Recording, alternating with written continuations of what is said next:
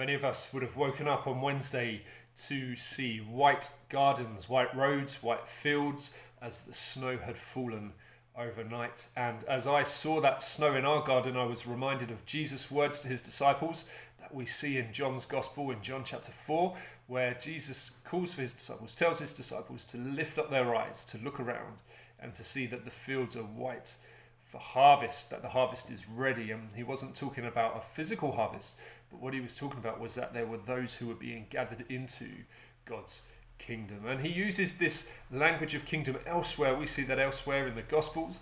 And we're going to look at one such instance in Matthew chapter 9. I'm going to read those verses, just draw out a few thoughts from that as to how that can help us to be praying today on Thursday as part of our week of prayer, where we are committing ourselves as a church to seeking God for many in our families and in our communities to come to follow Jesus. So Matthew 9:35 says this. It says that Jesus went throughout all the cities and villages, teaching in their synagogues and proclaiming the gospel of the kingdom and healing every disease and every affliction. And when he saw the crowds, he had compassion for them because they were harassed and helpless like sheep without a shepherd. Then he said to his disciples, the harvest is plentiful, but the laborers are few.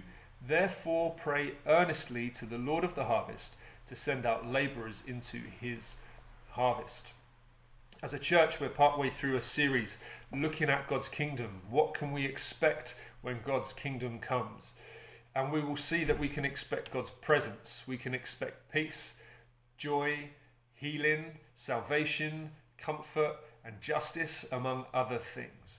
And so when Jesus was going from place to place, from city to village to town, he was proclaiming and also demonstrating God's kingdom.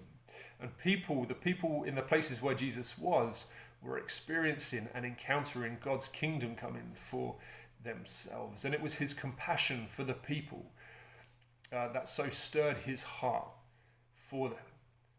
Compassion on them because he could see that they were harassed and helpless, those who were like those without anyone really looking out for them or leading them or taking responsibility for them in the way that they should have been doing. And in this, Jesus turns to his disciples and he says that actually the harvest is plentiful.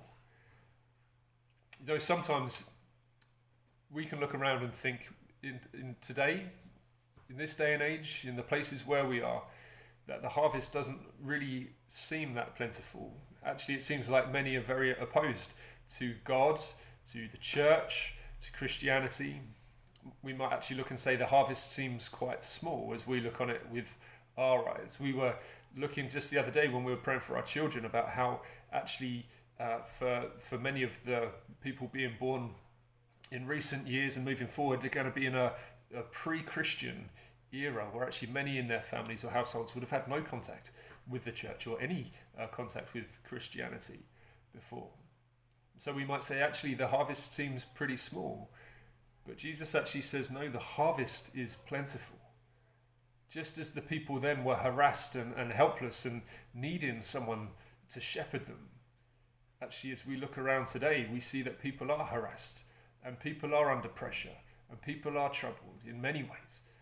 And actually it is the gospel, the hope and good news of the gospel, that is their hope. And Jesus says actually the harvest is plentiful, but the laborers are few. The harvest is ready, but the laborers are few. And so we are to pray earnestly. It's what Jesus says, pray earnestly, that God would send laborers into his harvest. Immediately after these verses, Jesus calls the 12 apostles to himself, and he gives them authority, and he tells them to go and actually to do the very things that he was doing, to see his kingdom come. Luke in his gospel a little later on records that not just the 12 went, but actually Jesus sends the 72 to go and do the same, to go and bring the kingdom in every village and in every town and in every city and in every place, to be laborers in his harvest.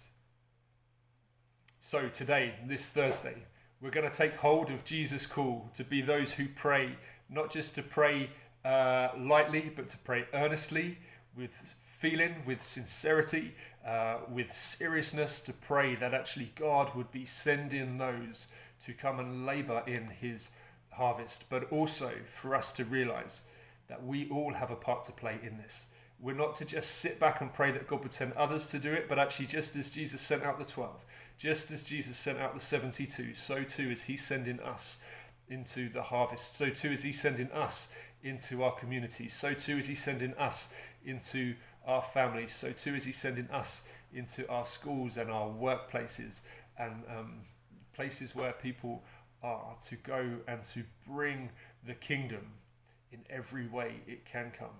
And to realize actually that as we do so, there will be those who will be gathered into God's kingdom. So let's be ready to play the part that God has given to each one of us to play, but let's also pray earnestly that God would send others to join with us in the harvest fields in Faversham and in the surrounding villages, surrounding towns, every place where he has called us to be.